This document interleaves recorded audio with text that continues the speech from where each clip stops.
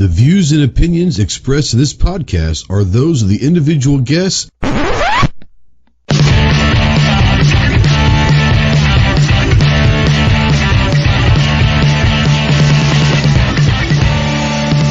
If you're a sensitive snowflake that may get easily offended, then turn this off immediately.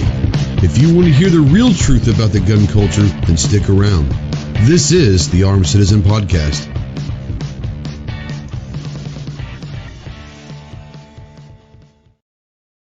What is going on, my Go Squad? Welcome to the Armed Citizen Podcast live. We are live as always on YouTube and over on Facebook. If you're out there in the live chat and you have a question for myself or our guest, go ahead and use that. If you're out there, go ahead and say something first of all, because we don't know that you're out there unless you do say something. If you're watching in replay or listening in podcast form and you have any questions and all that, utilize the comment section below so you can let us know that you were there listening and all of that. If you want to call in, yes, you can call in or text into the show.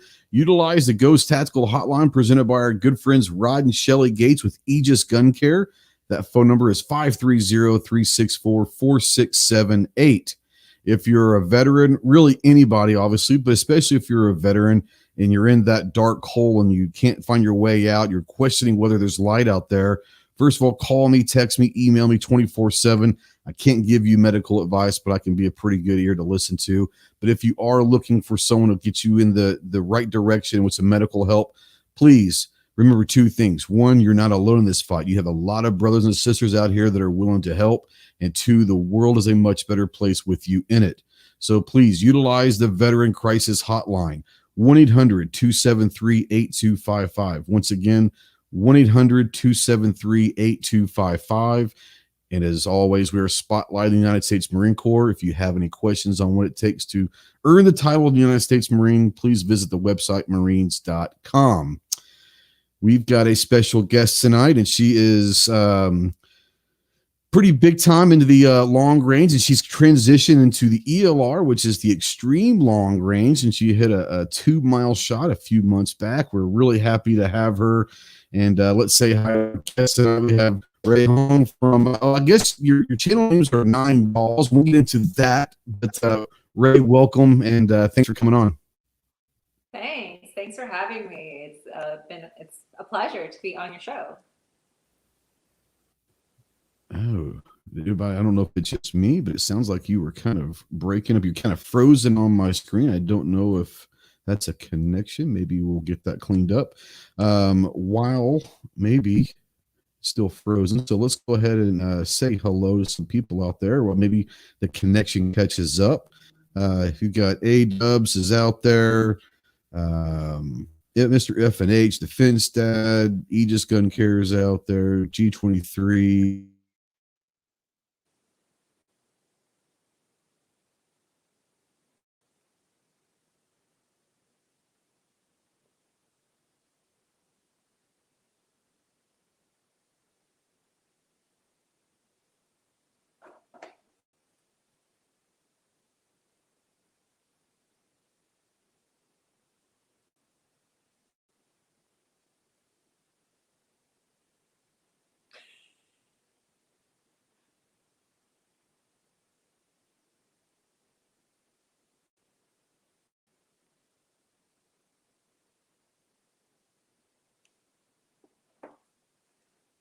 Well, hello, everybody, if I'm still online. I guess Trey left us, and I'm here by myself. I guess I'll interview myself. Oh, here he comes back.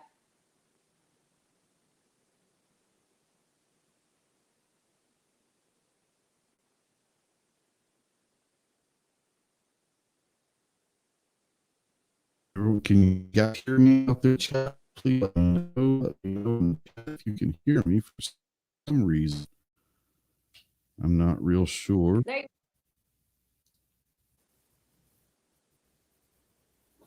Just a second. Hold on.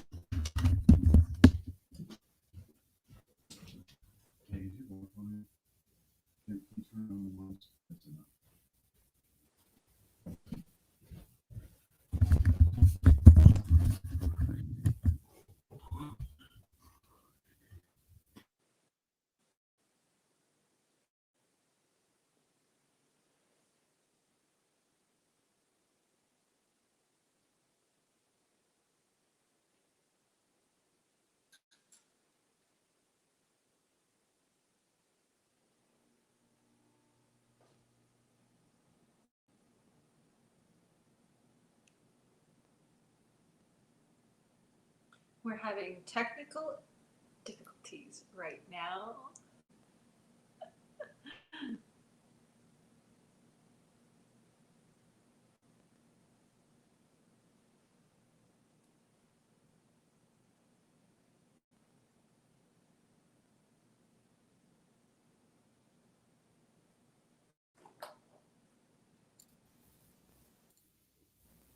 Okay, you hear me now? I can hear you. Okay, that was weird. We are okay. Yes, it's the Arkansas internet. Go figure. Who knows? It's very, very weird. All right. So once again, guys, we have a special guest. Ray, thank you for coming on. And I want to kind of start out by kind of giving you a chance to introduce yourself and kind of tell people your background and maybe how you got started into the in the long range precision game. So I got started kind of interesting where I didn't have any family members or friends that shot, but I was always interested in firearms. And then I kind of waited for like a mentor or somebody, but just never found one. So I just went out to the local, gun store and just bought one off the shelf. They talked me into getting a 308. I wanted a 338 Lapua, but they told me how expensive the ammo was. So I was like, no, I still want it. I want to shoot really, really long. But this was before I knew anything, because I had no knowledge about firearms whatsoever. And then I, took their advice. I picked up a Remington 700 308, and that started my Perfect. journey. I was also introduced to a gentleman next door who made custom bolt guns, and Nice. it was called Spartan Precision. And he showed me his rifles, and I was like, "Oh wow, these are really nice. How much are these?" And he said a price, and I was like, I mean, for a person who is new into precision rifle or new into shooting, just the sticker shock is crazy. Even a magazine, it was like, this is $80 just for this little piece, like. And now that I've been doing it, you're like, oh, this scope's only 3,000. It's so cheap. Oh my goodness. Yeah, no. Yeah, my price is all different now. Yeah, and that's the crazy thing is I think that that's one of the things that most people don't quite realize is guns themselves, just in general. It's a pricey hobby. When you start talking about competition, whether it's pistol or long range or three gun or whatever it is, once you start getting in and you start competing, if you want to compete with everyone, there is going to be your bar has to raise, and that's just the way it is. And And it's it's addicting. tough. It is, Yeah. unfortunately. What I've noticed is I was very fortunate to actually run into the gentleman next door. So he took Mhm. me out and he was my mentor. And he's like, well, let's go to the range. Let's shoot your Remington. And then I told him, like, hey, I really want to learn how to reload. Will you teach me? So he did. And he let me use his products at his shop before I got my stuff, my setup. So that was really, really awesome. Thanks, Mark. I thought that was very nice of you, and I still always remember everything you taught me. uh, and then one time, and when I first started, I didn't realize why people reloaded. My assumption was for cost, like, oh, it's cheaper Yeah. to reload. Sucker, no. Some calibers, Yes. maybe, but not so Yes. much. Well, I'm talking about precision rifle. Yeah. If you want precision, you got to have like the top notch stuff, like even calipers or this or scales, like presses. Or a $200 tool. What's that? Or a Oh, yeah, $200 little that bitty tool. Yeah. dollar like little timer thing. I'm like, oh, Yeah. yeah, it's nice. Yeah. I You like gotta it. love that. What is great though is whether you're shooting pistol or rifle or whatever competition, and I'm sure you had the same experiences when you are starting out. Most of the people that are on the circuits are so warm, welcoming. Hey, use my gun, check out my gear. I'll bring my backup gun. You can kind of test mine versus yours and all that. Yeah. And that's really cool things. I think a lot of people are intimidated that they don't have the right stuff, or they can't compete right away. Well, the biggest thing is you probably can't. But that doesn't mean you should stop. Go ahead and go. And these people will show you the right things to do, what not to do. That's the beautiful thing about competition shooting, sports shooting. And that probably helps you say, you know what, I am going to do this. Because if people weren't like that, you might have gone to your first match and said, I'm done,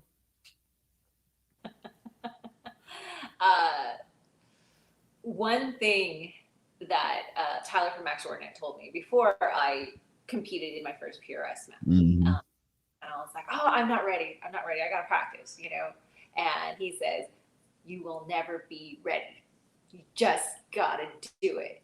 Well, after you learn safety and how to dial your turrets and stuff. But sure. Right. 100%. You can never train for what you encounter in a match, because you have to perform at that minute, that second.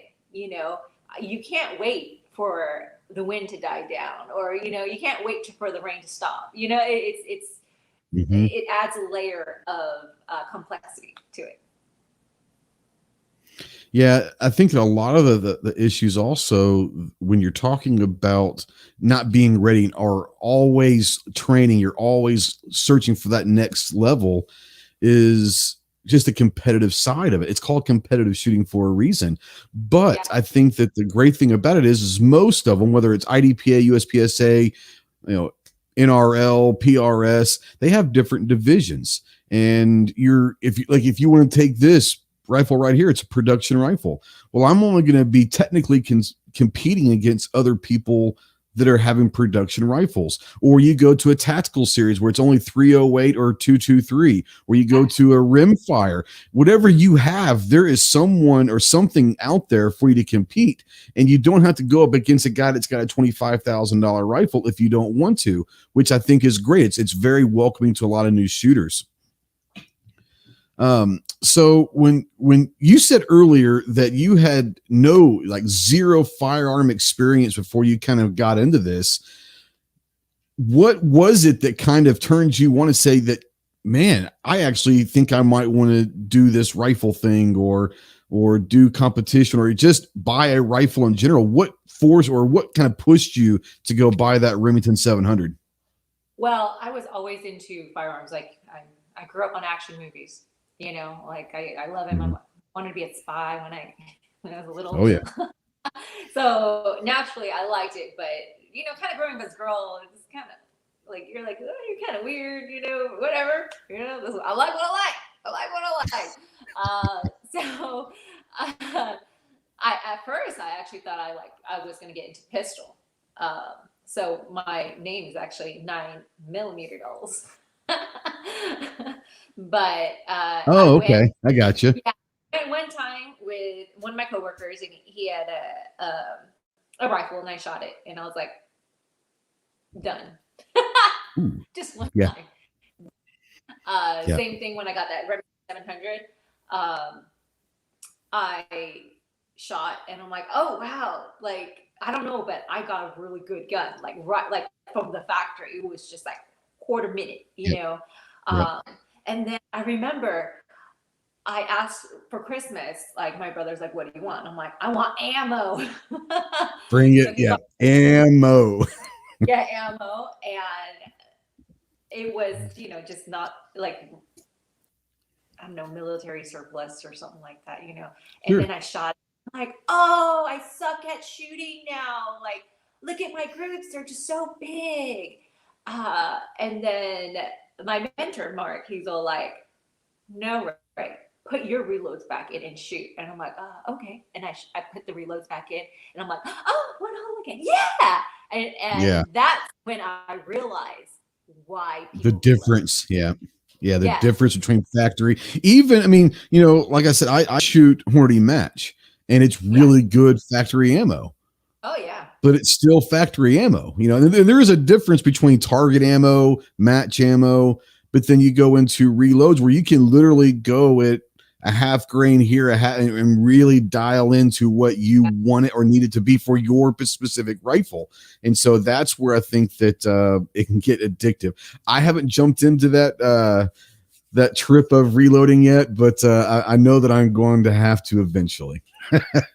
I fell into that rabbit hole and I'm burrowing in. Like I use like this new press is from Amp Annealing, and it's the Amp press, and it measures. You use your computer to measure like how much force it seats the bullet. It's pretty nerdy, and I am a little bit of a nerd. So am I. You might like it, you know. I probably would. That's one of the reasons why I wanted to get into long range is the mathematical side. The mathematical side of long range is actually exciting for me. Whether people are like, I'll just use my ballistic calculator. I will too, but I'm going to also do it in my head to see if I can and stuff like that. That's kind of where I love doing the mathematical side. And I'm kind of strange about that. More power to you, because I'll be like, yeah, no, I've realized the calculator is where it's at, but you know, the build up my dope card and I'm good to go. But yeah, it's just one of those where the mathematical side is fascinating to me, but yeah, I learned real quickly. In competition, no, I don't have time for that. So it's I do. My first precision rifle class, we actually learned how to mill targets, you know, and like range estimate doing that. And I think that's really, really neat, you know. And that's the fun side. Yeah. And that's one of those where, you know, and you might have to use it if you're in a match that has undetermined distances, you know, and you might have to figure out a way to get that done relatively quickly, you know, if you have to. But yeah, it's into those interesting. Yeah, or your. So there's a question from Dom out here, and he was talking about 338 Lapua. So what is your favorite scope for a 338? I use the same scope for PRS, field matches, and ELR. Oh, do you really? Yeah, I know it's like kind of weird for people. You're like, what? It is weird, yeah. I'm like, I take it down from PRS, I put it ELR. Interesting. Well, with it, it's a 5-25 Collis. I have for my ELR, I was using Tremor 3. Okay. But I just switched reticles, and I have not put it on yet to an AMR reticle. I'll have to. It's like a grid, but like yeah, yeah. Do you like? I mean, visually, do you like that better, or is this something you're just testing out, or have you made the turn? Yeah, the Tremor 3 is more. It's not. How can I word this? I don't need those big wind dots in ELR. Right. You know, I need the space to see, because I self-spot, you know, out there. Oh, okay. So you're looking for impacts yourself. You don't. I mean, I guess you probably have spotters, but you want to make sure that you're seeing it too, I guess, huh? Oh yeah, no, that's important. Like my my spotters fight all the time, because I'm like, no. Well, what's so funny is. Go ahead. Self-spot all the time. So I'm used to it. You know, you move. And then so when I jumped into ELR, I do the same thing. And then like I'll gripe on people, and I'm like, well, why didn't you see that? You should have saw that. You shouldn't be dependent on your spotter. I mean, of course they're there to help you, but you should also see it too, you know? So when you started out, how long did you start PRS before you transitioned to the ELR game?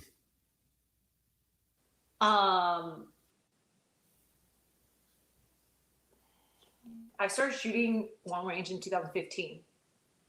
Okay. All right. And I just shot ELR last year, 2020. Nice. And okay. The reason why it took so long, I actually wanted to start ELR from the get-go, but I didn't even know what it was called, ELR. You know, what I just want to shoot long. I want to shoot targets far. Right. But it's just difficult finding a rifle. You know, it costs a lot more money. It takes a lot longer to get, because the components are just more rare. You know, it's like 308. I can just buy at Sportsman Warehouse. You know, But for the ELR, it's and then what caliber to go with. And luckily, I knew JJ Rock because I've shot a match with them, a PRS match with them like a few years ago, and there was a cert on the table for one of their actions, and I was going for that cert, and I was practicing, but Wes got it right before me, so I kind of didn't get it. And then last year I moved to Arizona, and I asked for a factory tour, and I'm like, I'm gonna be here for the summer. And they were like, you want to borrow a rifle for the summer? And I'm like, yes, thank you very much, I would. And like, I remember my friend Bonner, who I shoot PRS with, had an ELR match that weekend. So I picked the rifle up Thursday, and like John from JJ Rock is like, well, I got components if you want to, because I told him about the match. I'm like, I want to go to the match. Here's some components. Here's a rifle. Here's a random scope. So everything was kind of apart. I guess I'm shooting this weekend then. Yeah. And you shot, is that the first match? Is that when you shot, you hit 2 miles? Was that the very first match you shot ELR? Yes. Addicted, done. I was low developing at the match. I had a press, like seat clamp at that point. Thing, and like everyone coming in because they didn't know me. They're like, who is this chick? And I was wearing a dress at the time. I was like, and like my teammates, but they didn't know me at the time. They're like, this girl's gonna blow herself up or something. Well, they have the king of the 2 mile competition, but I guess you're the queen of the 2 mile, right? Does that make you the queen of the 2 mile? No. Queen of the 2 mile. Oh. The target 3 out of 5 times. Did she really? Nice. Yes. So what caliber for ELR have you kind of settled? Are you still testing different calibers, or have you kind of settled in on a caliber that you like? So let's talk about me wanting to get into ELR, right?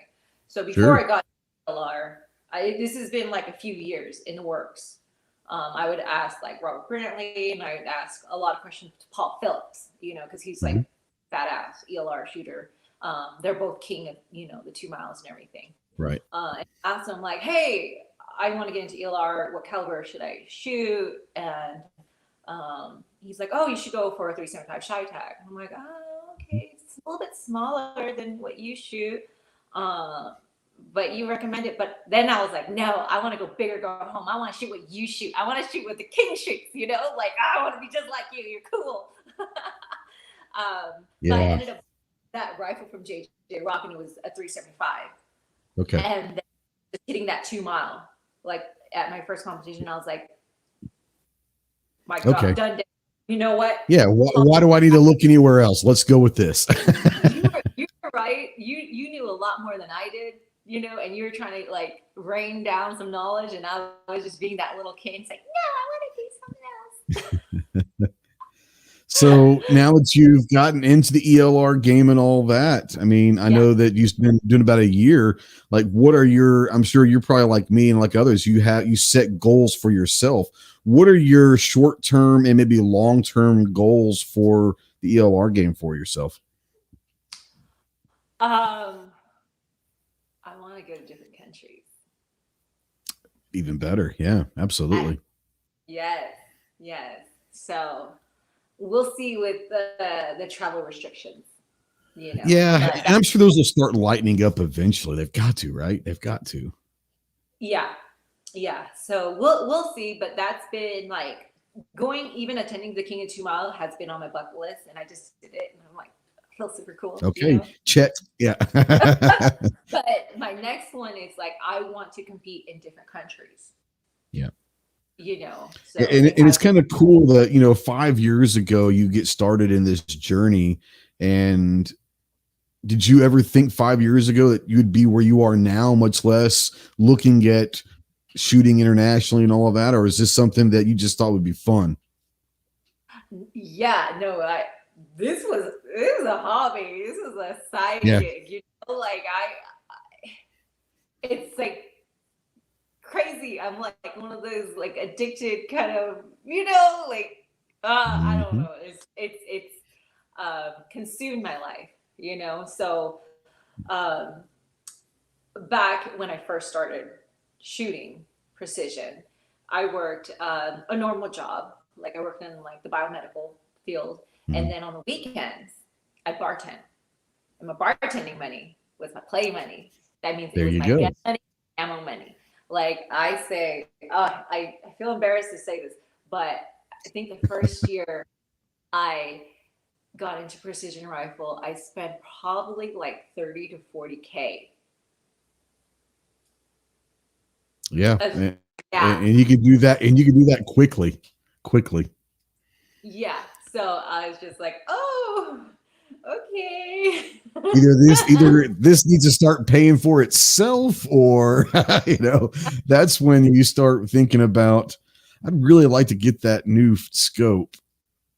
I got to figure out a way to win that thing somehow, But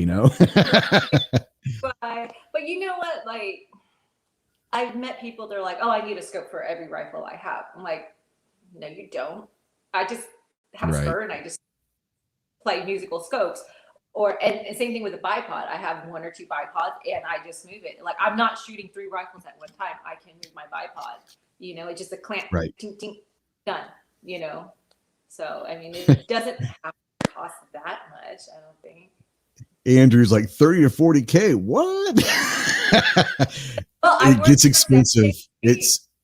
I understand. I'm the same way. You know, Mama for her stuff. Like Mama likes toys, and she bought herself some toys. And that's the beautiful thing about it is you appreciate everything. Also, is like okay, and what's the problem that I find is when you go to these competitions in whether it's a pistol or rifle or whatever, and you start seeing other people's gear that they're running and all that, you're like, oh man, that's my next purchase. I know that I'm that's my next one. You start seeing things and they're spending your money for you almost. It's like, don't bring that out. I don't want to see that anymore. But yeah. When you were starting, like when people are like, oh, look into this. And I'm like, no. I ain't touching that. I'm touching that because I know I'll like it and I'll like obsess over it and I'll get it. I'm the same way. When you were first starting out, and there's a lot of people out there that I know in the chat are getting ready to start into this competition thing and all of that. When you were first starting out, can you remember some of the mistakes that you made that had you known then what you know now would have made your life easier? Okay, let me stop you right there.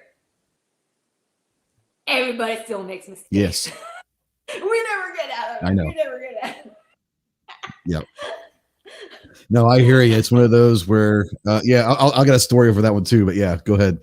What are some of the big ones that you see, not only you made, but when you see newer shooters out there, they're the pretty consistent first timer mistakes out there? Shooting the wrong target. Yeah. Seeing the target or not knowing where the targets are when you're down there or moving to the wrong one. I see a lot, like during different matches too, like more field matches because the targets are harder to find. Like they'll find a target, they'll lace it, and then they'll lose it again, and they'll have to like find it again. But once they get down, they don't know where it's at. So, with my markers, I go from high to low because when you're down there, I'm like, okay, from that mountaintop, I go straight down and there's my target. But if you pick something from low to high, when you're down there, you might not see it. So right. Yeah, finding landmarks beside the target might be an easier way, especially in field matches. You say, okay, see that clump of trees. Okay, so target 3 is to the right of that clump. Finding a landmark that you can see, because you might not see a little silhouette target at 600 yards, but you can see that clump of trees out there. Yeah. I've seen people have the wrong rifle on their like kestrel or ballistic calculator. You're like, oh, I didn't change it from 223 to 65. They're like, oh, a little different. Right? Yeah, you might not want to hold 6.4 mils on that. Yeah, but like the more and more you shoot, you're like, well, That's nothing, right? Yeah. That's Yeah. all right. Yeah, that Yeah. I've seen people like not update their atmospherics, like when they go to different environments. That makes a huge difference too. Well, depending on what you're shooting, and how small the targets are. Yeah. So. Yeah. A lot of the things that when I talk to people and all that, one of them is, and I thought it was the greatest piece of advice, is for newcomers to sit there and say, well, if it's an 8-round stage in 90 seconds, don't try to shoot 8 rounds off, because you're gonna try to rush everything and you might hit 1 or 2 times. Cut that in half and say, my goal to start with is 4 rounds, but I want to get 4 hits. And if you've got time, then you try to squeeze off a couple other ones. Yes, that's great advice. Great advice. Yeah, and I think that slows people down to the fact that, oh man, I've got to get 8 shots in 90 seconds. Well, you'll get that rhythm and you'll get to that point to where that's easier for you. But starting out, hey, look, I'm not here to win. I'm not going to win this thing right now, but I want to try to get as many hits as I can.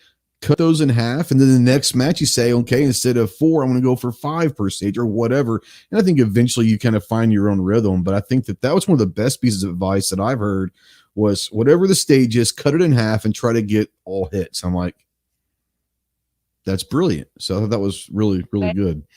It's good advice, but it's really hard to listen to. Yeah.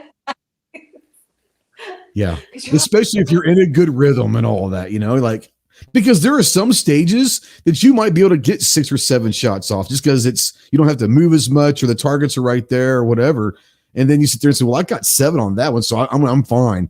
And then you get to the stage and you're like, yeah, I probably shouldn't have try to get 7 or 8 shots off because it was bad. Now, G-Webs out there wants to know, do all long range events have similar rules, or is it part of the challenge learning and adjusting to different rules? Rules. I would say like different stages. Yeah, let's start with like different stages. I mean, I think I'm assuming what he's meaning is it going to be a similar format, similar stages or courses of fire, or do some allow you not to wear eye protection, or some will make you wear eye, maybe some of those rules that you found. You've probably shot a lot of different PRS, NRL, ELR. They all have their own little rules, right? Yeah, and it's like the match directors. Like, of course, there's safety rules throughout, which you should always follow the safety rules. Okay. What he was saying is always bullseye, or they have time limits, or some don't. Yeah. Yeah. There's like time limits. For instance, like 120 seconds or 90 seconds. And then you'll have, or sometimes they'll limit you on, okay, you get only a bipod, or you have to shoot offhand, or you get offhand in a sling or one bag. So or one bag, yep. Yeah. And then you get creative. You're like, oh, well, you didn't say I couldn't use this. So that's gaming it. And they build loopholes into those. They're meaning for you to do that. They just don't know if you don't catch it, that's on you, Yeah. But sometimes, like, when people get too creative, it hurts them in the end too. You're like, oh, you could have just shot this way and you would have got all the hits, but you try to be too fancy and you waste time, which I do that. Well, I think everyone does that, and no matter what kind of sports shooting you're involved in, is you start doing better and you start getting a little cocky, and you want to start looking good and all that. And it's like, okay, remember how you got to where you are, and it's that old keep it simple, stupid thing. Just keep it simple and do what you. But I think that's just natural. Everyone wants to kind of do better and do more, but it's like, okay. I was up in Missouri this weekend and was watching some of the best ones up there, and the guy that's number one, you could tell. Like, I didn't know who he was. I didn't know that he was number one in their series up there. But when he shot, everything was just, the rhythm was just perfect. His movements were very efficient. Very There fluid. was nothing special. It was just perfect. And I said, man, that's pretty smooth. He goes, that's why he's number one. And I asked him, I said, he goes, I found something that works for me. Yeah. And until I see something else that might work better, why change? He says, so this is working for me. It might not work for that guy, but it works for me. And I was like, there you go. He keeping it simple. Keep it simple. But yeah, there's a difference. That's right. But you can definitely tell that rhythm, when you start getting, you see someone in a good rhythm, man, it is fun to watch because it's just smooth. Everything's smooth. So yeah. I've got a couple questions up here. And this is going to be another topic that we're going to get into about bringing more women. And have you seen in the 5 years have you seen more women get involved? They're saying, a bunch was saying congrats in hitting 2 miles. At 2 miles is a big deal, guys. A mile's a big deal, but 2 miles, you're in rare air as far as the percentage of shooters that can hit at 2 miles. That's pretty awesome. But New York Outcast says, has she considered helping other women? And I'm sure you have. But let's kind of talk about, before we get into being a mentor and all of that, when you first started, did you see a lot of other women involved in the competitions there, or were you kind of usually the only one at matches? No, there's always been at least like 1 or 2, 3, 4, 5, and it's gotten a lot more nowadays. That it's gotten more popular, and there's a lot more youths that come too, which I freaking love watching the youths to do that. I think a real good competition to start off with is, have you ever heard of the Guardian Long Range? The what now? The Guardian Long Range. I haven't, no. It is this series, and the first day you kind of do an individual match, right? They're normal. And the second day you get paired up with the opposite placing person. So they mentor the new people, and then you get matched up. So, and it is a team event, and it's a lot of fun, and you get to learn, and you get to look at different gear, work with different people. And then there's a lot of youths that come to that. They also, I believe, sponsor a youth at each match. They give them to let them use the rifle and the ammo and everything like that. And everything that all the things that you pay, the match fee goes to help kids find forever homes. Awesome. So just yes. Yeah, that's awesome. Helping and then the prize table, if you do the raffle or donate or something like that, it all goes back into the community that you guys shot in. Yeah, that local, where you are, that I love that. So you were saying the opposite. So the person, let's say you're in first place after day one, you're going to be paired with the last place. Is that what you're saying? Yeah. Awesome. I like that. That is great. And it's a very friendly place. You can get corrections to the youths and everybody. Everyone's there to have a good time. Everyone's there to have a good time and to help each other, and just out shooting. And I love it. Yeah. Now G-Webs out there says it's a nonprofit organization that uses our passion for precision shooting in a weekend competition format to impact the lives of children in need. And he put the website out there. So yeah, that's great. People go check out, especially if you're getting into it. That'd be a great one. If there's one in your area, go support it, go shoot in that and enjoy. I think that'd be awesome. He put the Instagram out there as well. So going back to kind of being a mentor, I'm sure you are, whether you planned on it or not, you're at least a role model for a lot of these, especially the younger girls probably.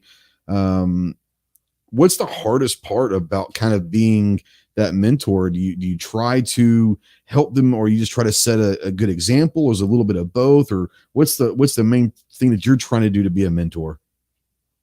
Well, I help everybody. It's not just specific kids. And yeah. And I think the main part where I help people is my background is I didn't know anything. I didn't grow up doing this. Like, I liked it, so I went and I sought out training, I practiced, I read books, I sought out expert advice, messed up a lot of times, experiences, and then learned from that. And they can do it too. So you don't have to like been shooting like since you were a little kid. Like you can get into it in your 50s, your 60s, or if you're like 12, you can get into it.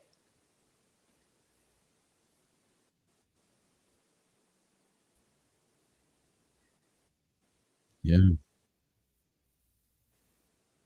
Right. Yeah. G wants to know, is there a favorite place for range shooting, or do you prefer, can you hear me? Can you hear me? Yeah, Hello? Can you hear me? Okay. yeah. Can you hear me? Okay. I can. Okay. I like. Is he asking about like going just to go shoot at the range Yeah, or I think that? like, do you prefer shooting on a range or kind of an open field or mountains or whatever, or just going to like a straight flat target range? Uh, it depends how lazy I am. That's fair. That's It's fair. kind of like camping. You got a car camping on backpack.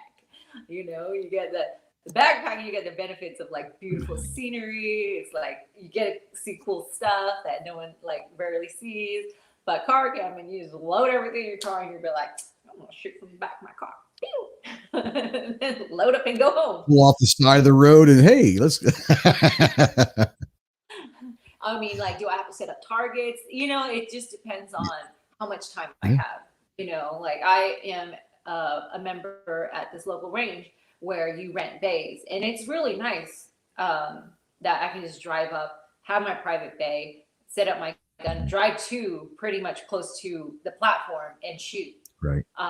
But where I really like to shoot is I love field matches. Like I like hiking with my stuff, going out and just shooting like on rocks, like in mountains, like it's beautiful, Yeah. Yeah, I was up in Missouri. The range I was at in Missouri this past weekend, and it's a range, but it's a big field and mountainside, Yeah, and it went out to about 1,200 yards. But it's just beautiful. He's out and just kind of going up that side of the mountain, and it was a beautiful setting, and it was a range, but it was a beautiful setting because you're getting a little bit of everything. You're getting the range set up, but then you have the beauty of just being out there on this 1,000-acre ranch that they just throw some steel up and say, let's come shoot. It was beautiful. It really was really yeah, pretty. I love that. And I also have to say, like, it depends on what I'm doing. Like, if I'm gathering data, I don't want a lot of mountains and Yeah. crosswinds, stuff like that. I just want like, okay, Mhm. fine, okay, I see a berm, I know exactly where I'm doing. So Right. it does depend on. Yeah. I'm trying to go up here, and there was another good question that I saw. Um, okay, that was from G Webs. So he says, I've seen people hit the wrong target on purpose to help people qualify. Um, do you know? I mean, people to qualify. I don't know what that is. Is that something you run into? I don't think that's part of long range. That's Yeah, not. I don't know about. Yeah, that doesn't That's sound like that's. anything I know about. But, I mean, unless you're um, talking about paper, like maybe. Yeah. Pinterest. I don't do that. I don't know anything about it. Like Yeah, I shoot. I haven't heard of that. Let's see here. I'm That trying could to be go it. back up Like here. F class or Pinterest. I wouldn't know anything about it. Yeah. Military. Oh, okay. You just want military to want people qualifying. Okay. So yeah, I guess when we were qualifying, we had targets in the pits and all that. And I guess if there was someone next to me that might not be a good shot, hey, I'm gonna take a shot. I've already qualified. I've already got, what I need. I'm gonna shoot over here and hit his target for him. Maybe he'll qualify. I'm not saying that happens. I'm not saying it doesn't happen. It is what it is. It is what it is. It's one of Yeah, exactly. What happens in the range stays on the range, don't be a narc. um, right. Hey, if you Yeah, can't prove it, then it never happened, right? It is what I it don't know is. military. I wasn't in the military. I wouldn't know Yeah. about that. Yeah, it was so funny because when I was in the Marines, we qualified at 2, 3, and 500 yards without optics. You're using iron sights at 500 yards, and that was interesting because I never shot before joining the Marine Corps, so this Yeah, was new to me. And you're like 500 yards, and like I can't even see down there. They're like, "Yeah, you'll be able to see." I'm like, "No, I can't see that far." So it's what it is. But yeah, um, let's see here. So Buck out there, this is a buddy of mine, and he went to Missouri with me, and he's getting ready to jump in, getting himself a 6.5 Creed rifle and start competing. But he said before the matches start, do a lot of the matches give you time to practice at all? Are you able to maybe zero in, or you need to go in the day before for that, or what? yeah. So usually the matches are 2 days, like Saturday, Sunday, and you come in on Friday where you check in. You check Okay. in. You can confirm zero. Some of the matches they'll have targets you can shoot out to, like confirm dope. You won't be able to Right. shoot targets that you're shooting at the match, but Right. in areas will have steel out for you to do that, or Yeah. At props. least, It just hey, there's one at 200, 400, 600 steel out there. Give you an idea of what you're getting ready to start shooting or whatever, I guess. and you'll get like the matchbook that day after you're done. Um, Sean wants to know out there, what's more popular, 6 Creed or 6 Dasher? The ones that I've been seeing, I'll let you into this as well. The ones that I've been seeing a lot are either 6 Dasher or 6 GT are the ones that a lot of people are shooting. But what are you seeing out there as far as in the 6 millimeter? Is it Creedmoor or Dasher or GT's been more popular? Honestly, I've like kind of stepped back from PRS a little bit this year, Yeah. so I don't know what hotness is, Yeah. but the 6BRA is pretty popular. Dasher, the GT. I still shoot. I just went back to 6XC. 6 Creedmoor Okay. is really nice. You get ammo. Oh, Yeah. Well, and normally you can find ammo for it. yeah, yeah. It's just a lot easier to get match ammo for that. Yeah, I So would match. say that maybe the Creedmoor is probably very popular, maybe like the newer shooters, but they probably maybe go into the Dash or the GT eventually, maybe when they start reloading or something. I would say, It's personal. I'd say Creedmoor. Yeah, it's more of a personal thing, I guess. But I think Creedmoor, if you're gonna do factory ammo, is probably the way to go. I guess. Yeah. I'm actually building a 6.5 Creedmoor again. I'm going back in the That's day, what this is. Yeah. I am. Have you heard of the hunter matches? Oh yeah, NRL. Yeah, yeah. Yeah. Yeah. So not only do I do ELR, I do NRL Hunter, and I do all the competition dynamics except for like Sniper Adventure Challenge because I'm not crazy. Um, Yeah. and then ELR, and then PRS. Like I fill in like the open weekends with Dates. PRS. Yeah. Yeah, yeah. But the hunter match, you have to have a power factor. So like pretty much the smallest caliber you can go with is like the 6.5. So Right.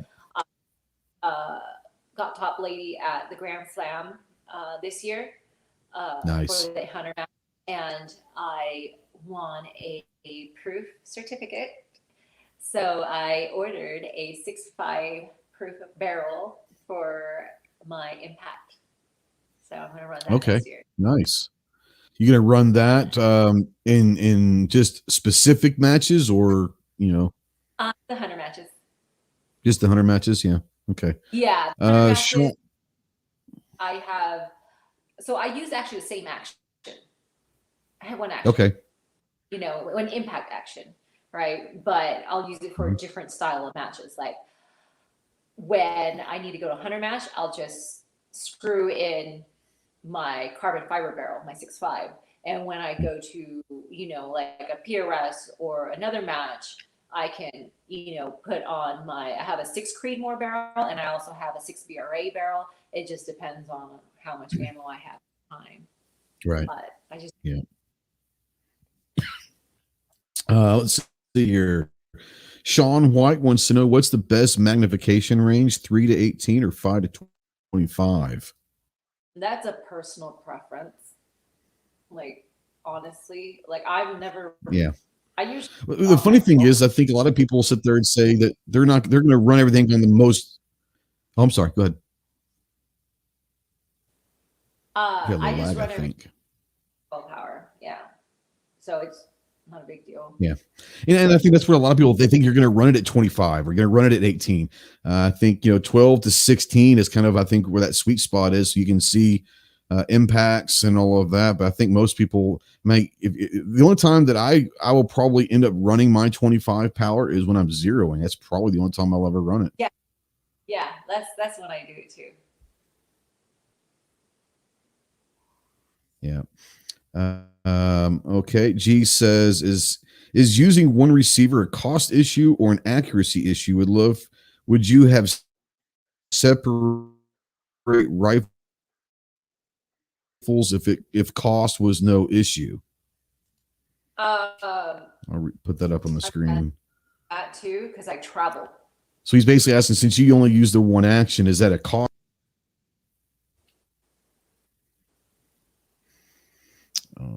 So would you have separate rifles? I think there's a lag. I'm sorry. I don't know if you can hear me or not. Yeah, I do have separate rifles. I have two main comp guns for like these matches.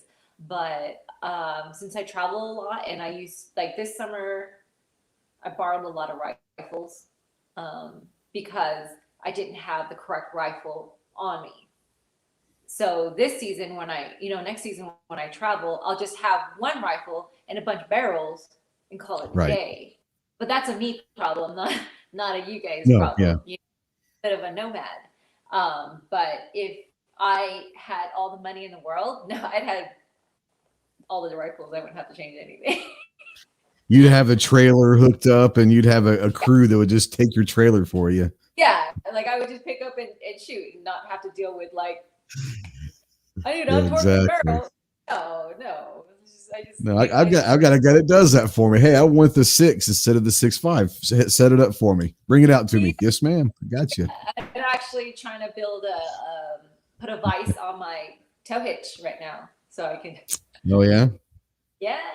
Change barrels on the go, and then put a press up there.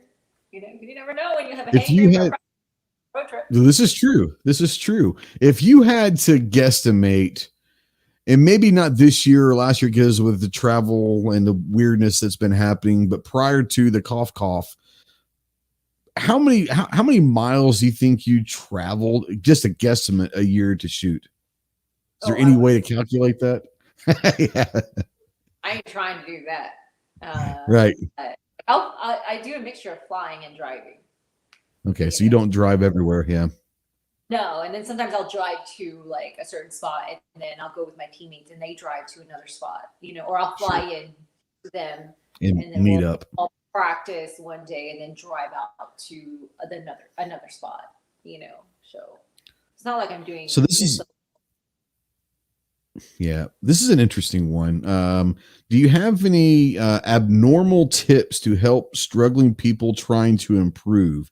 So maybe they're new shooters and all, they're trying to get better. Is there something that you could give, like a tip? And I know it's kind of weird without knowing what their problem is, but what are some of the weirder tips that you've given out?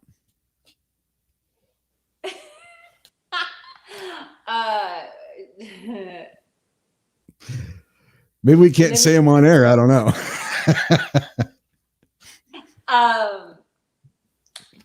Okay, so a newer shooter, when you get behind the rifle for the first time, it's awkward. It's super awkward to be actually straight behind the rifle.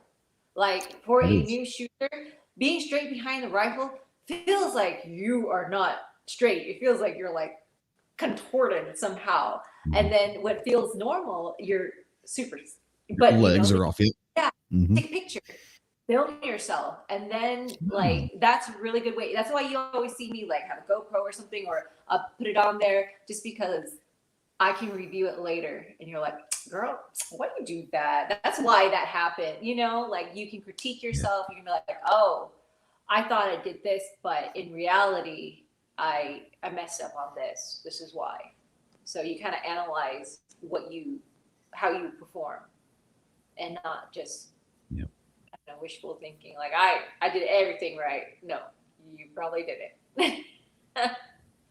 So that's a good tip, I guess. Like to video yourself doing, shooting. Another thing I video everything anyway, so that using it for film study is a good way as well. Yeah. Another thing I tell people is when you put the rifle down, right? Split the difference with your knees, and then get down, because then you'll be straight behind the rifle. So that's pretty easy to do, and that actually people like, you're like, oh, that makes a lot of sense. It does, and you're kind of just getting that center base to begin with. So I think a lot of people lay down and then kind of crawl up to the rifle and like, okay, I need to get. I see a lot of people do the old rifle crawl up to the gun. You're like, what are you doing? And they're like, I'm laying down. I'm getting up to the gun. It's like, hold on, Another way, like when you're like moving, like at a match, right? And you're moving from stage to stage, like I'll look at my next target and I'll be walking, and then I'm still looking at that target like it owes me money, and once I put my rifle down, I point my barrel towards that rifle. So once I get down, it's right there, Right. So there you go. Yep. Let's see here. Okay. People out there want to know, do you drive a truck? What's your vehicle of choice on the road? Is it a pickup or SUV or car? Car, because it gets great gas mileage. And when you travel that much, you've got to get good gas mileage. Yeah. Unless you've got a sponsor who's paying for your gas, then you can go get what you want. But Yeah, no, I have a baby car. I don't drive. It's all good.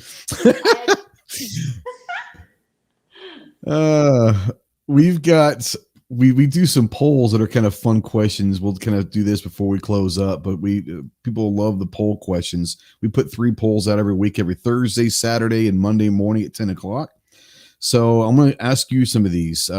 This one has 707 votes, but it is, what is your favorite dipping sauce? Your favorite dipping sauce. And the options for this poll are mayo and ketchup combined, honey mustard, barbecue sauce, ranch, or other. I guess overall, like anything to dip in, probably ranch. Yeah, whether it's like chicken or something like that, something like chicken nuggets or something like that. Your kind of your favorite dipping sauce for fries or chicken or whatever. I tend to probably get ranch, but I love all of those. But again, it would depend on what. Like yesterday, I made some sweet potato garlic aioli, and it was delicious. Yeah, it's kind of a close one with over 700 votes. Barbecue sauce gets 29%, ranch at 27%, honey mustard at 12%, mayo and ketchup at 12%. Others and all that. Yeah. So barbecue sauce kind of got that one. The second question, barbecue sauce, like barely over ranch. It was like ranch and barbecue sauce and then everything else. But yeah, it was close. I would have thought ranch would be like number one. Dang. Ranch to me is, there are people that don't eat salads at all, but if they eat salad, they're using ranch.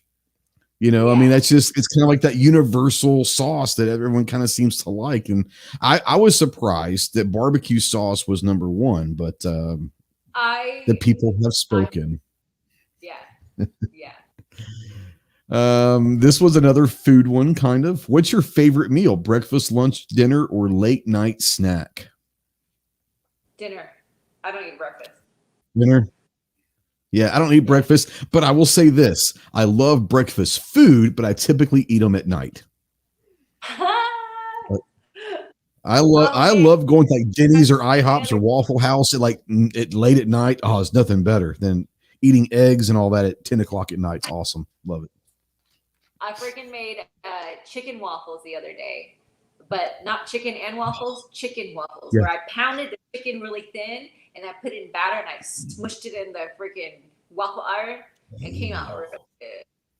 It was so good. Okay, so in that situation, that sounds wonderful, actually. Yes, it was good. Try it. Did you use syrup? What did you use on top of it? Well, I in the batter, in the pan, the waffle batter, I added some like spices, like some like cayenne, some garlic powder, some black pepper, so it was like a spicy chicken, and then that sauce and. Oh, you're killing me. You're killing me. Oh, yeah. Mm-hmm. I like to cook killing too. Me. Yeah. I suck at it, but I like it. I like it. I'm just not very good. My wife, she's one of those where she can go into like the closet and pick out like 7 things and like come up with this wonderful thing. And I was like, I can't do that, but yeah. I'm getting into it. I've gotten a lot better, but I'm the guy that has to have, I can make anything if you give me like the directions and the recipe. Yeah. She never uses a recipe. She's like, oh, a little bit of this, a little bit of this. Hey, how'd you make that? I have no idea. She's a little bit of this, a little bit of that. Oh, that tastes great. I'm like, but you don't know how you made it. It's what it is. I love it. Let's see here. The people have spoken, almost 800 votes. Dinner is their favorite meal at 48%. Breakfast at 34%. Late night snack at 9% and lunch at 8%. I don't eat breakfast, so I don't get the breakfast things. I don't eat breakfast. Yeah. I got a good question right here. New York Outcast says, in the shooting world, I'm assuming it's in the shooting world, who do you look up? Who does she look up to in the spot? I'm just saying, who do you look up to, or who was one of your big mentors while you were kind of coming up? Oh, you know what? Like I trained with Max Ordnance, right? I don't know if you know, they're from SoCal, and Tyler Hughes, was my instructor, and I looked up to him because he was really good, and every match I would try to beat him in one stage, and that actually really helped me because of course I can't beat him in a whole match, right from the beginning, but I could beat him every once in a while during a stage, and it improved my game, so I looked up to him with that. And I'm also like everybody else, I learned so much from this community, even just by watching them shoot, Like I remember I was at a field match and I was watching Curtis Winter shoot offhand, and he was just so graceful, and I was like, I want to be like him. And then I started practicing like my transitions and everything. And I'm like, oh, he's doing pretty good. Another person I thought was awesome to watch was Terry Cross. Like he shot like he was just walking in the park, like, because he's done it so many times. It was so easy, like, oh, dude, I wanna be like a Sunday stroll like you do when I shoot. I haven't got there yet, but one day I will.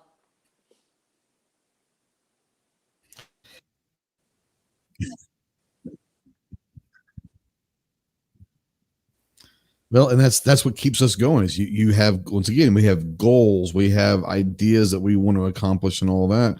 When it might be different now, but especially when you're starting out and you start meeting a lot of people, when you signed up for a match, whether it's through practice score or whatever, would you try to go and squad up with certain people, or you just kind of let them? I mean, some people say, I want to go and squad up with that person because I want to try to beat them today or whatever. Did you ever do that, or Well, Can you hear me? Yes. Okay. Yeah. Okay. Well, when I traveled with the MOA team, we would kind of squad with our friends because it's fun, and you're kind of like all at the same level and everything, and then you kind of talk a little, stuff like. You have your own competitions within your own teammates and who's going to buy dinner tonight, Yeah, yeah. And sometimes that's the most important is who's buying dinner, and because you got to eat, and whoever comes in last, you're buying dinner, man. Sorry. Or whoever That's comes what in we used to first, do. buy dinner because they are doing so well and they should share. Well, you could do it that way, but for us, it was all whoever came in last.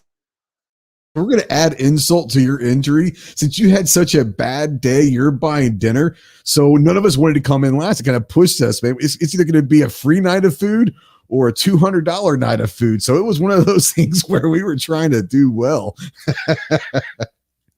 So I actually have this bet going on, right? See here. The last one, the last poll.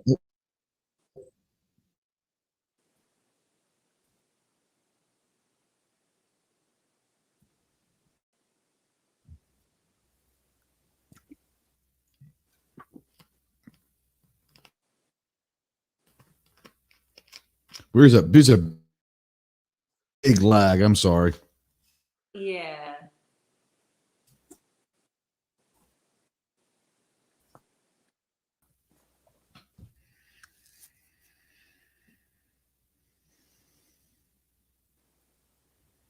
Okay. We're going to go into free ammo at this point. If you're buying and stocking up uh, factory ammo, do you keep them and stack the boxes up on a? There we go. You back? Oh, you back? Hello? Hello. Yeah, I'm here. Can you hear me? Yeah, I can hear you. I can't hear Hello? you.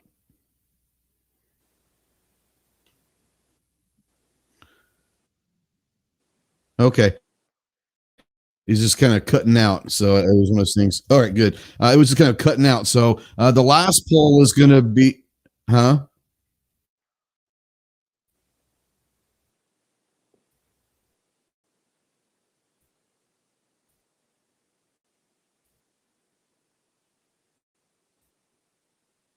Well, I guess their connection is bad. No? Hello. Yeah, I hear you. This is like popping in and out on my screen. It's like buffering. So I don't know. It's weird. Oh, yeah. Yours is just your icon online. There you go. Yeah, I turned that out to see if it was me or whatever. It was just one of those weird ones, but that kept on popping. Like it was like doing this. So, anyway, so the last question that we're going to go with is how do you store? We're going to talk factory ammo at this point. Okay, so if you're storing factory ammo, like boxes of ammo, do you keep it in a safe? Do you stack it on a shelf, or do you just throw it loose in an ammo can? How do you store your ammo? In the back of a car rolling around. No, that's true. No, Okay, that's fair. That's fair. If I'm at home, I stack it in like my closet. Just stack it up. I don't put it in a safe. Yeah. Yeah. Yeah, for me, it's basically wherever I can find room. Let's be honest. I can find, here's a space over here, some space over there. I'm just going to throw some boxes wherever I can. I find room, and that's where we're going to go. I've got this is kind of an extra bedroom. I've got a dresser drawer with ammo in it. I've got cloth, it's just wherever you can find it. You got to find room. You got to do it,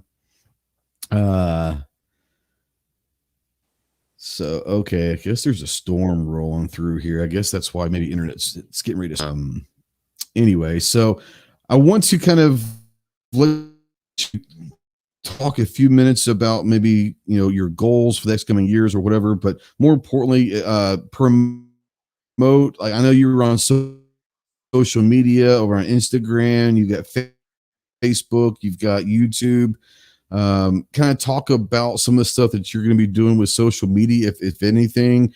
I know you're really big on your reloading stuff over on the YouTube side. So I think people, if they're into reloading, you might be able to help for 2022. Are you going to get back into PRS or NRL, or you're going to do it all? But your plans for 2022 right now? 2022, I am actually, even now, I am going to come out with more like little videos, little clips of just showing people what items are. Because coming into it, you don't like, because I know, I remember like first getting into it, you're like, well, what does that do? Like, you know? So I just want to show people like, this is a die, or this is, a cartridge, and this is what you do with it. If you want to learn more, at least you have the base knowledge of what it's called and what it, does. And then you can go look up some more experts to, see how to do it. Like Scott Satterley is like awesome. He's got a lot of videos out on reloading. 6'5" guys, got great content. So it's just like, I just want to kind of introduce people to things that we use.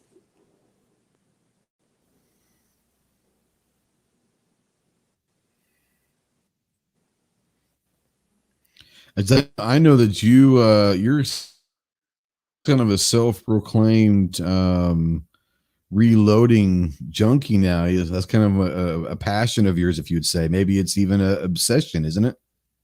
Oh yeah. I mean, mostly in ELR, you have to get your reloading game down. Hello. I'll tell you what.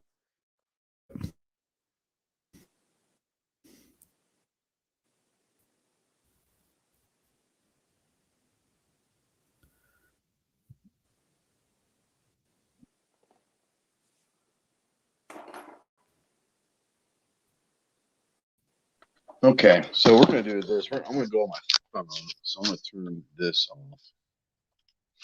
So, can you hear me now? Yeah. All right, I'm just going to go on my phone. The internet is crazy. We're getting ready to have a big storm here, I think. So it's kind of been nuts. But on my phone, we're good to go. So, like I said, I know that the reloading thing is a thing for a lot of people, and like something that I'll probably have to start getting into. But yeah, is that something that for the beginner, would you say that reloading is the way to go, or to start out maybe with match ammo? Oh, like don't reload and shoot match ammo. Yeah, like when you very first start, competing and all that, do you think people should start out shooting match ammo until they kind of figure out recipes or talk to other people, or they just go ahead and start reloading from the beginning? That's a loaded question. Literally, yeah, literally, yeah. Does the person know how to shoot? Like, are they, or are they like figuring out how to shoot, and are they introducing more variables because they don't know if it's them or it's their ammo that they loaded? This is true. That's a great point. And I would say that most people that I've talked to said that, and I can tell you this from the pistol side. I can't tell you my experience is limited with rifle competition. With the pistol, we always told kind of people start out with factory because that factory, for the most part, especially if you're doing a power factor, IDPA does, most factory is going to be relatively consistent. And until you learn how to reload, just because you reload doesn't mean you're doing it right. And you might not get consistent loads and all that. So it's hard to do that unless you've got someone that can really mentor you in how to do it properly and have the equipment to do it properly, because you can really just waste money if you don't, right? Exactly. And there's a lot of things with reloading, and you have to be like super careful. Like when I reload, I don't do anything else. Like I just focus on that, because if you miss something, like you blow yourself up, you blow your gun up, like, so, no smoking in the area of where you're reloading either. Yeah, that explosions And are I real and they can hurt. like look at powders when it's in the tube, so you know what it is. Right. Um, and I keep my pistol powder in a different section than my rifle powder. Okay, I was going to ask you on that. Do you all of your reloading? Do you have a special like room for rifle reloading and a special another area for pistol, or is it all in the same area? No, it's all in the same area. Well, I hang my because I use this inline product like quick detach. So like when I'm done with the press, I'll hang it on the wall. So like I only do one thing at a time. But recently, I want to shoot more pistols, so I have a dedicated station just for pistol, and I use the Dillon just for pistol. But all my rifle, I use single stage. I use my Franklin Okay, Arsenal okay, press. gotcha. G23 says he I think he's getting into it or already into reloading. Says he'd like to talk to you more about reloading. Yeah, I know she's got some reloading videos on your YouTube, and I think you do stuff on Instagram. I mean, you've got a lot of. I would say the majority of your videos that you put out are reloading videos, are they not? Well, I mean, because like it's so much of your time. Like people just say, "Oh, you shoot." I'm like, "Yeah, but I shoot for like 5 minutes, but then 3 days of reloading." You're right. They say There's a that lot. reloading can get very addicting. Yeah, yeah. Also, like you can tune your loads to your rifle to that barrel, you know. Right. And once you see Well, the difference, you're like, "Yeah, I so get it." when you're going to a match, let's say you've got a match next, not this weekend, but let's say in 10 days, that weekend, how far out in advance are you loading your match ammo? I know a lot of guys go maybe like less than a week or so. Okay, my issue is I'm always on the go because I'm usually at a match every weekend. Like I'm running from match to match to match. And Right. sometimes I'll load like the day before I go, like till 2 o'clock in the morning. And they're like, okay, I'm done finally. And then go. Whereas like ELR, I've done it in the hotel room. I've actually load developed at the match, but I can do it. It's only like 15 rounds. I mean, 30 rounds, depending on what it Right. is. Um, but yeah, fresh ammo is the best ammo. Yeah, so that's interesting you bring up like a PRS match or NRL, you're talking usually 8 to 10 stages, 80 to 100 rounds. So for ELR you're talking about maybe 25, 30 rounds or so. Is that how many stages are typically in ELR match? Probably like like four. Like you like okay. So for PRS, right? I'll load like 250 rounds. Right. PLR, I'll load like 50. You know, Right. Yeah. it's Yeah. different. Like PRS, I'll use like the trickler. ELR, I hand load like with a spoon because I'm always traveling. There you go. Well, and you gotta be when you're talking about components for ELR ammo, it's a lot pricier than it is for your six. You're getting 375 Tech is gonna be, what is it, maybe double the price of a 6 millimeter? You're sweet, aren't you? I'm trying. Uh, it's quite expensive. I forgot what. I mean, I guess it depends on what components you use, but if you like use new components, it could Yeah. cost up to $7 a round Yeah. or more, depending on Depending what. on what you're using, what kind Yeah. of brass you're using and everything else. Sure. Yeah. But when did you buy your stuff? Right. So let me ask you this. In your typical, and I don't want to kind of get into anything like this, but just for the people out there that might not know, in your 375, let's say, and you're Yeah. loading for that, how many reloads can you typically get out of brass in that caliber? I haven't maxed it out yet, and I'm on like my fifth. Oh wow, okay, cool. Yeah, but I don't run mine hot. I have like a mild load. I want to say barrel life and brass. barrel life brass, and I guess also the softer load, you'll be able to see the trails a little bit easier, possibly. Also, that might help with impacts and Yeah, all that. yeah, yeah. But mostly barrel life. Yeah, yeah. How many shots that barrel do you think you're gonna probably get out of that? Do you think?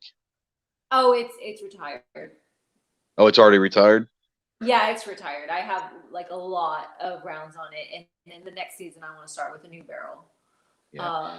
I have over like probably 1,400 Oh rounds. wow. Still shoots great, but I'm not going to let it die during a match, you know? Now, So, yeah, will you utilize that for like a trainer or something like that, possibly down the road? yeah, the barrel, and then I'll use that just to like mess around with because it still shoots really well. I actually keep all my barrels. I have this collection of barrels. Like, I don't know what I'm going to do with them, but I'll eventually do something with them. Uh, yeah, I'm very sentimental.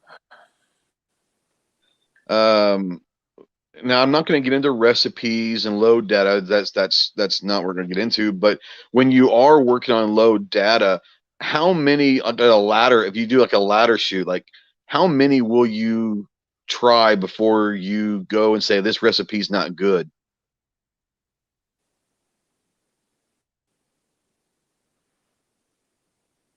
You mean the components? Like, Yeah, like the load. I'm not gonna. I don't want your load data, but your actual load data. Like how many will you use before you say I don't like this recipe, let's try something else, let's change grains a little bit? I mean, do you shoot one, two, or three, or do you have a whole slew of them that you shoot before you kind of settle in on a recipe? you have a load development? Yeah, you Yeah. change like the grains and you change every so I'll change like the grains, look at my SDs, which is Yeah. standard deviation. I'll look at, my group size. I will like look at my neck tension.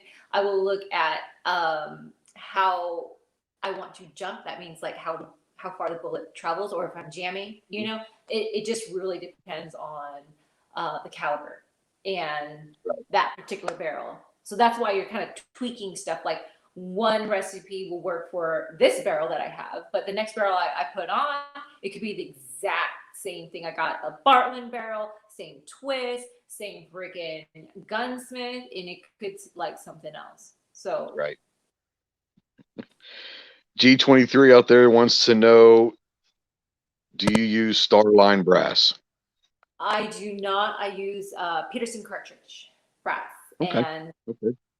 it's amazing. Like the 375, like it's like the easiest brass you can load for. Like I got just virgin brass, prime it, and I freaking loaded it. My SDs were like a 3, and I took my friend Sean, out to the range, and he had a shy attack that he never really shot because he just didn't know how to reload for it. I'm like, come on, let's go to the range. I'm gonna load at the range for you.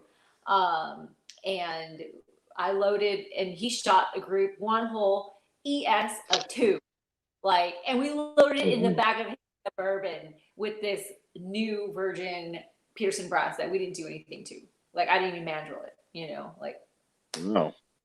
Yeah, yeah, I am like that brass is amazing. Yeah. Yeah. Okay, we're coming up on the hour and a half, so I want to kind of give you a chance to maybe plug any of your sponsors or anyone that you or any organization or anything that you're trying to work with. I always give everybody a few minutes to kind of plug something that they want to talk about before we say goodbye. So I'm going to give you the floor for a few minutes and tell people where they can find you if they want. More importantly, if you've got to shout out some people or some companies, this is the time to do it for sure.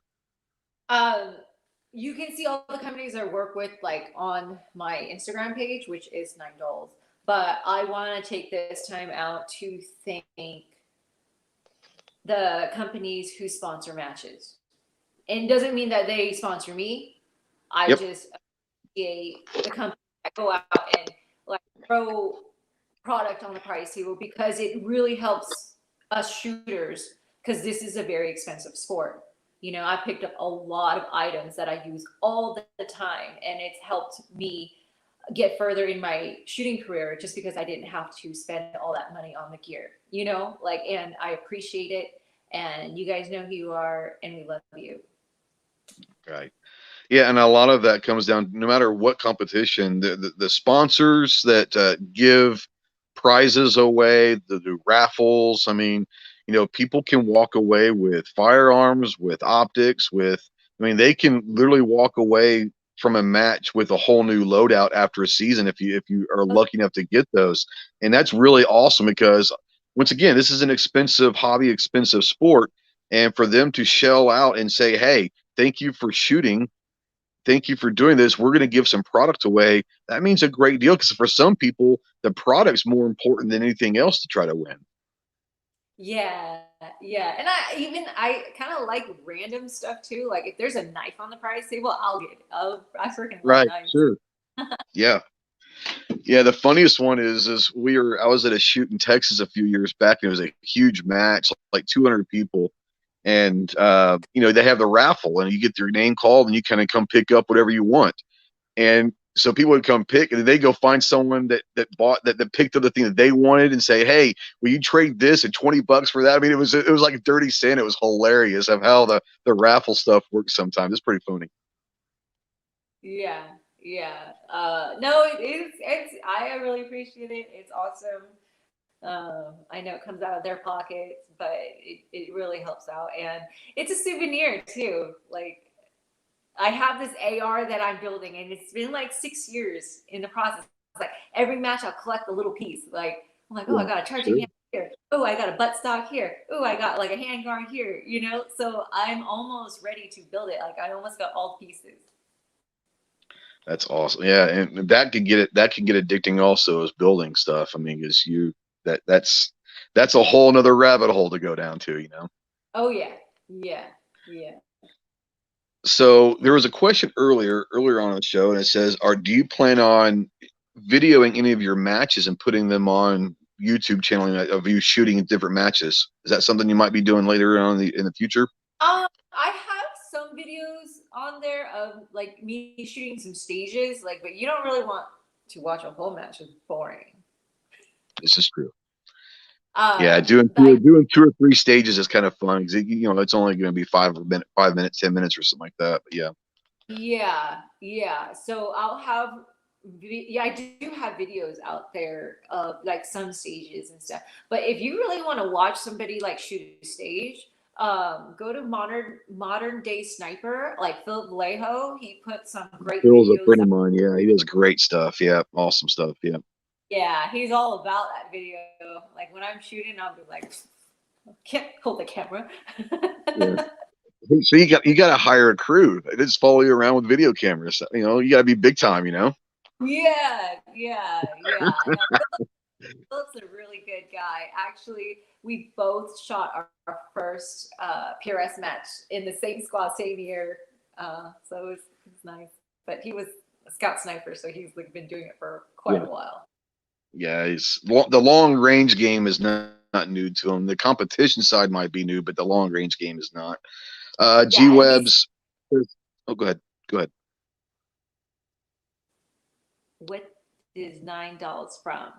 Yeah, he wasn't here when you were talking about it. It was 9mm dolls, but he kind of wanted to know where the $9 came from. By the way, all of her social media links are in the description below, guys. So go ahead and check all those out. Instagram, Facebook, YouTube, they're all there for you to click. But yeah, where the $9 come from?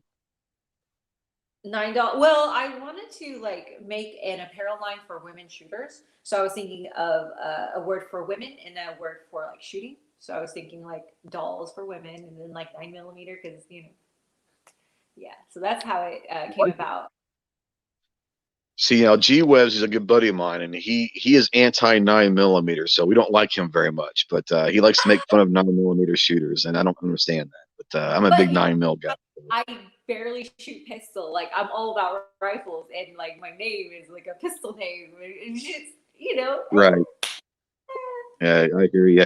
I was pistol for so long. I just got into the long range game recently, and because me, it was always about pistol and CQB stuff. That's kind of what my background is. So, but yeah, the long range game is addicting, man. I'm all in, and I'm loving it so far.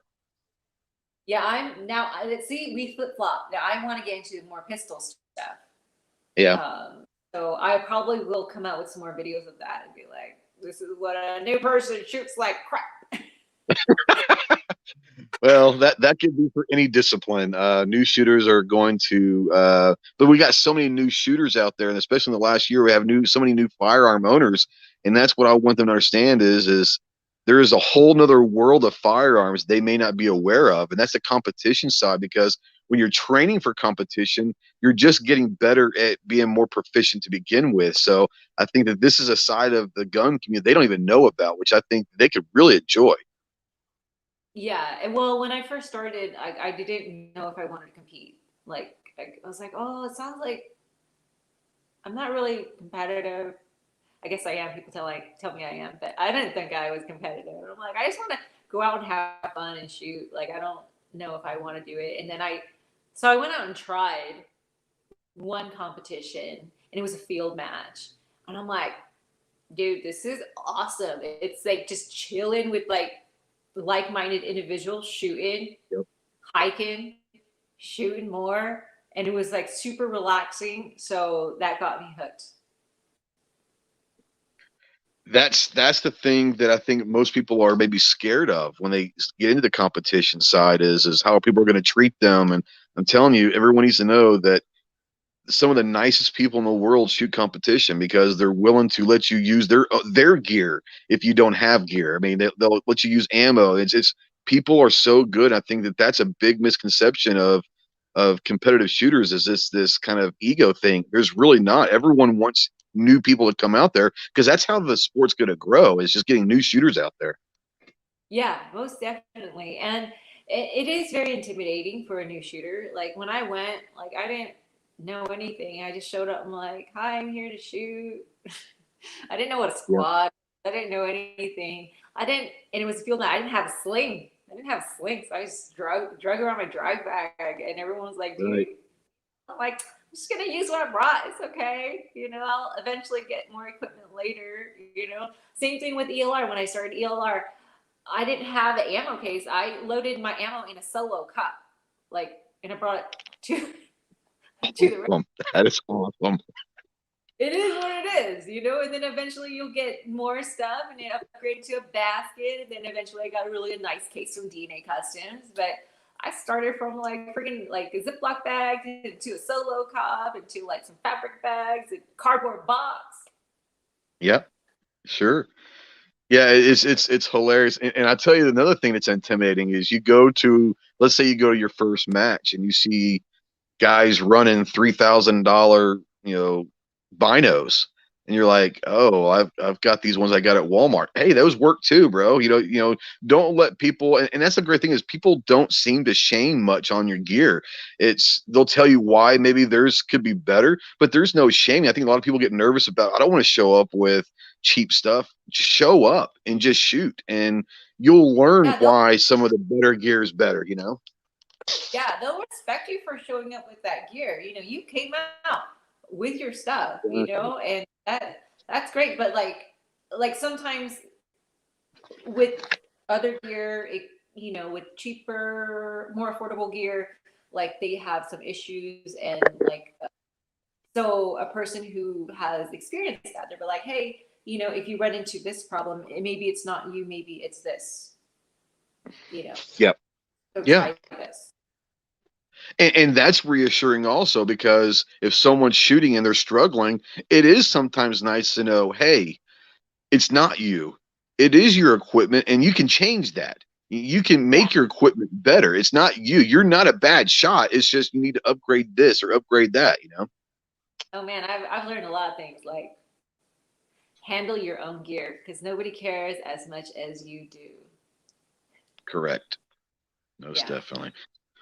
Well, Ray, it's been awesome talking to you. Thanks for coming on, and we are really excited. If guys out there, make sure you go follow her on Instagram and follow her on YouTube and Facebook and all that. She's, especially if you're in the reloading thing, she's got some really awesome videos for people out there that might be getting into it. And what I like about it is videos that I've watched of yours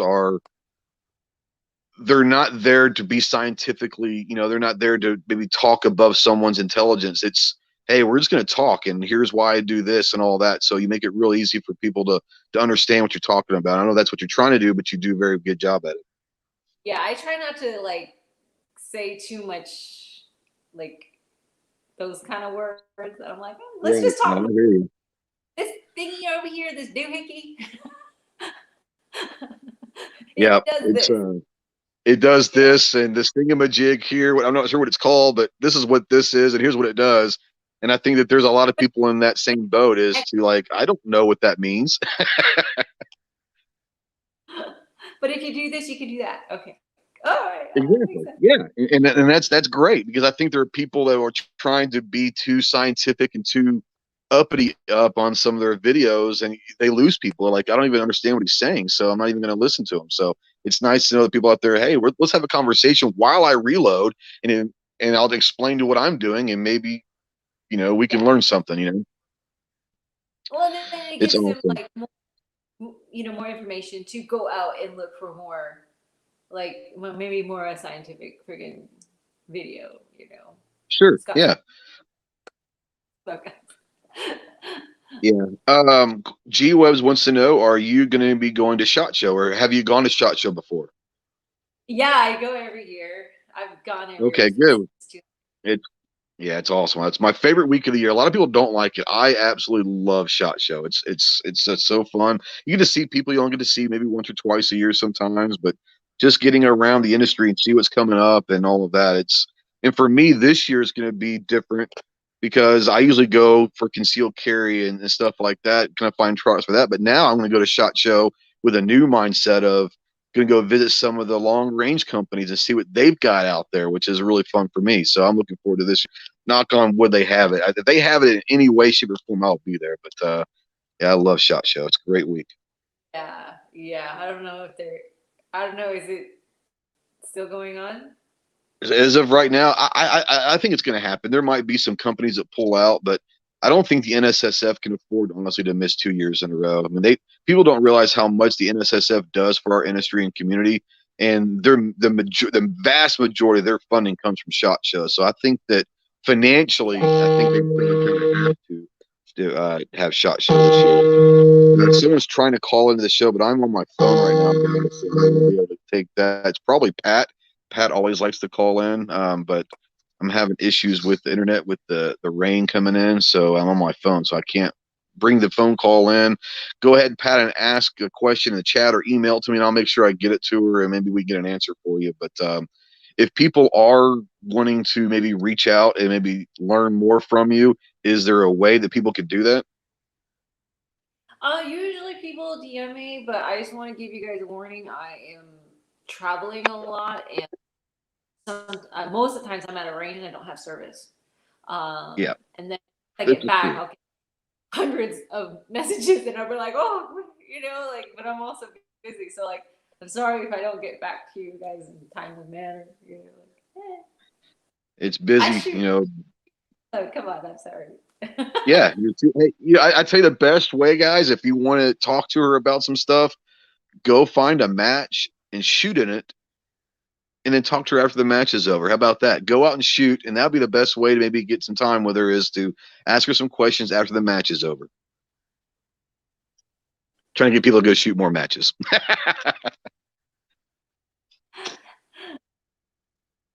All right. Well, like I said, thanks for coming on. I really, really appreciate it. I know that everyone out here enjoyed it and all that. Guys, if you have any questions for Ray, leave a comment below in chat or in the podcast arena, or send me an email. And if there are questions that I could get to her, I will, and maybe she can answer them somehow, some way for you guys. But I really do appreciate you coming on. Good luck next year. Hopefully we'll run into you at SHOT Show this year.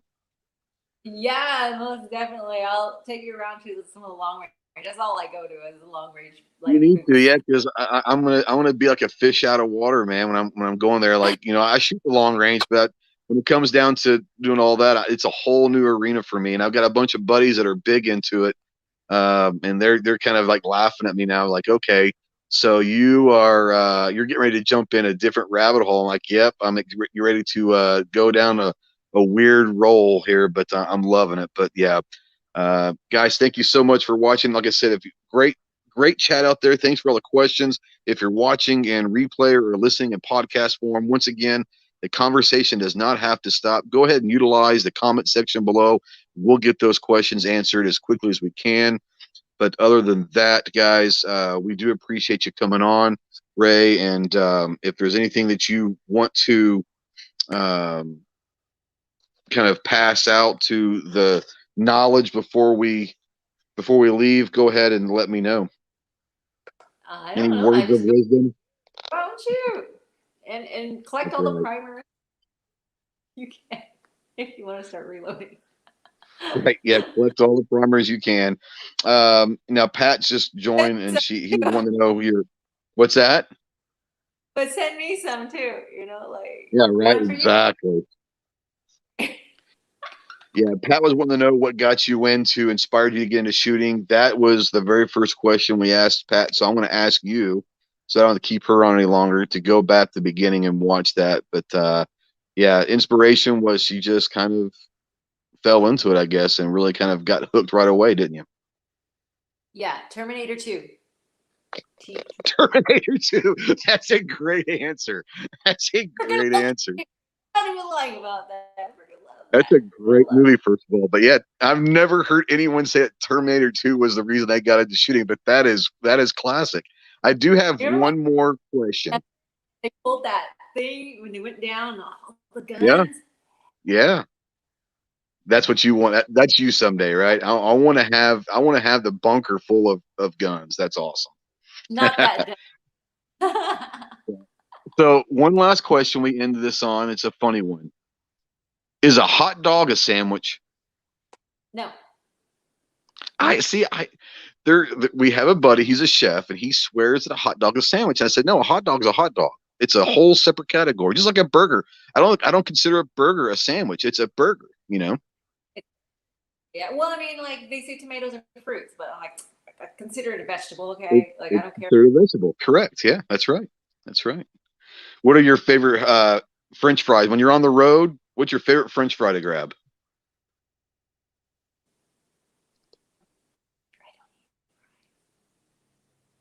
Unless I did mimic shakes.